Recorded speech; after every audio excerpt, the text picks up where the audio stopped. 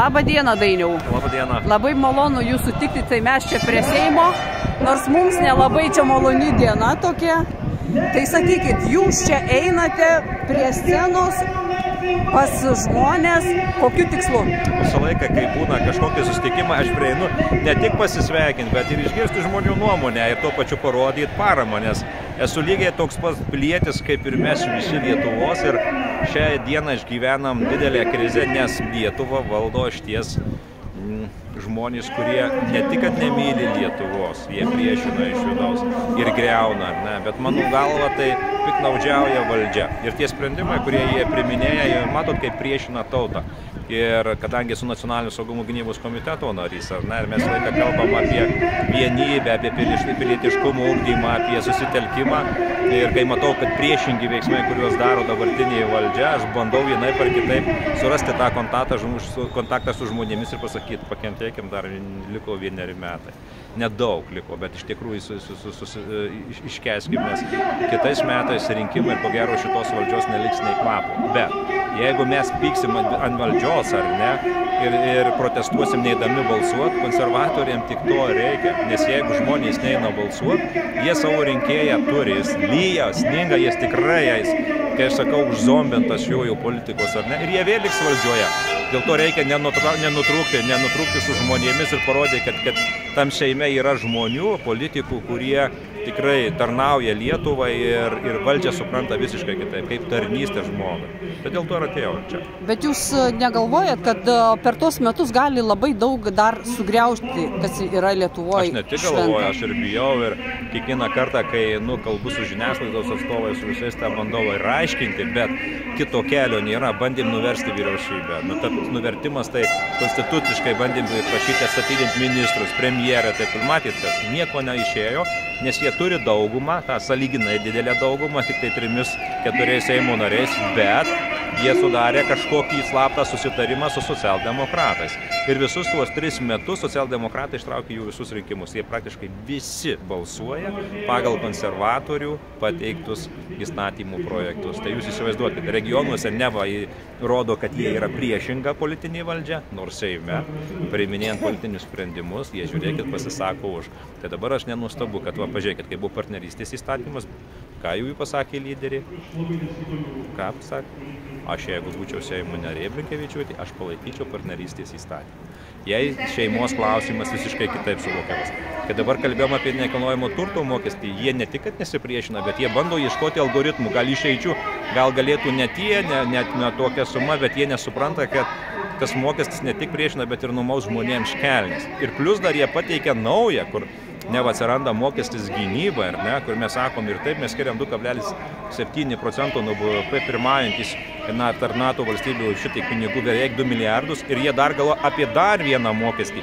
Tai konservatoriai nori visuotinį, o socialdemokratai neva pelno mokesčių įvesti tą 1%, bet vis tiek jie kalba apie mokesčių kėlimą. Jie ne apie tai, kad turimus pinigus, turimas lėšas ir tuos viešuosius resursus panaudoti, paskirstyti pagal prioritetus ir padaryti tai atsakingai. Jie apie tai nekalba. Jiems išvaistyti projektams visokiems kažkokiams. Bet Lietuva taigi turi pinigų ir vis dėlto daro visokius sugalvoja mokesčių žmonėms ir sakantis, kad nėra pinigų ir reikia mokesčių. Bet tai jie taip sako, nes, kai sakau, 2016 metais atėjo valstiečiai valdžia. Ne? Aš pamenu, prieš 2016 metus lygiai buvo prie Seimo bus rinkę mokytojai, prašė 3 ar 5 milijonų, nepamenu. Ir atsimenu, kai išėjusi valdžia sakė, nėra pinigų, nėra. Bet mes atėjom į valdžią, persvistėm pinigėlius ir po 3 mėnesių jie gavo net 14 milijonų daugiau, 14. Tai aš kai sakau, kai atėjo valstiečiai į valdžią, Lietuva naftos nerado, kad pinigų staiga atsirado, ar ne? Tai yra tie patys išėję pinigai ir iš jūsų paprasčiausiai mes juos pradėjom skirstyti atsakingai. Atsirado pinigų ir pensijų sugrąžyti nusavintų, ir vaikų pinigai, ir pirmam būsto jaunom šeimom. Iš tikrųjų, tų projektų buvo daug, kažkaip tų pinigėlių radom ir švietimo, ar ne. Trūko mums dar vienos kadencijos, kad padaryti visą bakalaurų mokslą nemokamą. Įsivaizduojat, aukštąjį mokslą tiems jaunimui, kurie nori specialybę savo įgyti su aukštuoju mokslu, bakalauro, pirminės grandies. Mums pritrūko tik vienos kadencijos. Dabar atėjo konservatoriai. Tai todėl dauguma jaunimo ir išvažiuoja svetur mokintis, nes mokslas yra nemokamas aukštesnis. Ir aš jums pasakysiu, absurdas dar didesnis, į nemokamas valstybės finansuojamos vietas, jie kviečiasi Nigerijos ir džiaugiasi piliečius, įsivaizduot. Ir kaip argumentuoja, tai aukštos pridėtinės vertės imigrantai, jūs įsivaizduot ir jie tokias nesąmonės teikia. Taip, kad sakau, tas atotrūkis valdžios ir žmonių yra nežmoniškai didelis, bet ateidamas tarp žmonių parodyti noriu, kad ne visi mes čia tokie Seime dar sėdėm. Tai jeigu... Drąsiai einam, drąsiai kalbamės, argumentuojam ir be jokios baimės. Visą laiką tai darėm. Dėl to ir vėl atėjom.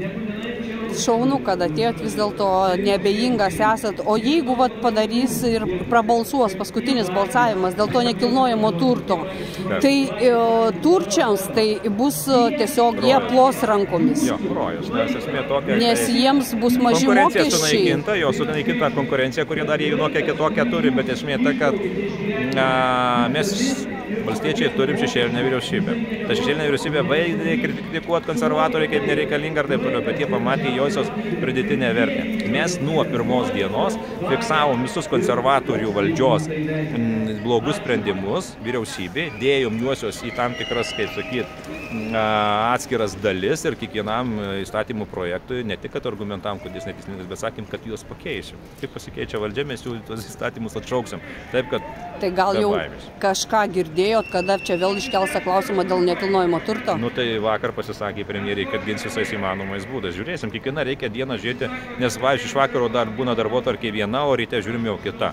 Reikia nepraleisti nei vieno momento, nes jie pasiskaičiuoja. Gal bus kokia asamblėja, kažkur tai išvažiuos, nebus tam tikrų Seimo narių neskaičiaus ir jie iš karto įdės į darbotvarkę. Taip, kad labai įtemptos, kaip sakyti, dienos, bet mes stebim, nenuleidžiam rankų ir sakom, bandom išlaikyti, dar privalom įsilaikyti metus, o po to rinkimai. Priklausys nuo žmonių.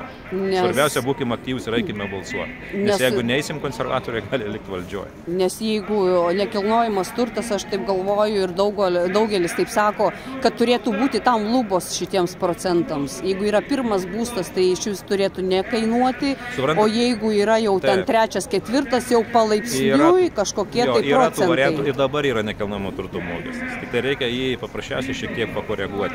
Ir iš tikrųjų ta nelygybė, mes kur visą laiką pasisakėm, turtingieji, ar ne, turtingų diferencijuotai, turi mokėti daugiau negu paprastas žmogus. Tai va čia mes galbūt akcentuokimės, o ne tai, kad visuotinai visiems, kad dabar ir jums, ir man, ir paprastam žmogui reikės susimokėti už nekilnojamą turtą. Ir vaikai nenorės imti net paveldo, tiesiog, nes jiems reikės mokėti. Taip, nes tai dabar, oi, nebijokit, mes pensininkams iki mirties vienu žodžiu atidedam mokestį nekilnojamo turto. O vaikai, jeigu paveldės, turės susimokėti nuo 25 metų į tą likutį ir dar paskui ties kiek reikės toliau. Tai esmė tai yra... Tai tiesiog vaikai atsisakys, paliks tą turtą ir valdžia pasiims. Taip, o da jeigu gerosiuose vietose, kaip pavyzdžiui Vilniuje, kur tie turtingieji tik tai ir laukia, kada atiduos tam tikrą teritoriją, pasistatys savo rūmų. Arba kurortiniuose miestuose. Tai va, tiek žinių, sėkmės laikyti. Gerai, ačiū Jums už interviu, ačiū už sugaištą laiką ir laukiam Jūsų tenai ir ačiū, kad Jūs atvykot palaikyti mus. Nu tai aišku, būtinai. Tai sėkmės. Gerai, ačiū. Sėkmės. Pažiūrėsiu, kaip tenais. Gerai. Ir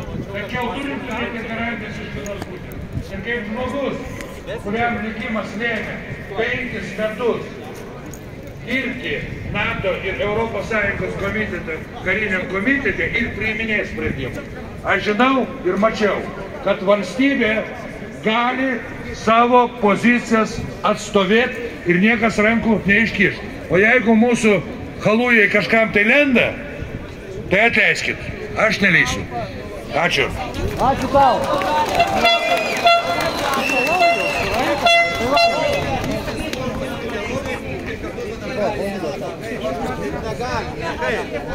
Prasilenkia logiškumas absoliučiai. Sveiki, tauta. Žiūrėkit, dabar mano tokia netradicinė tema. Tai yra tema bus apie žudikus ir banditus, kurie sėdi šiuo metu valdžioje.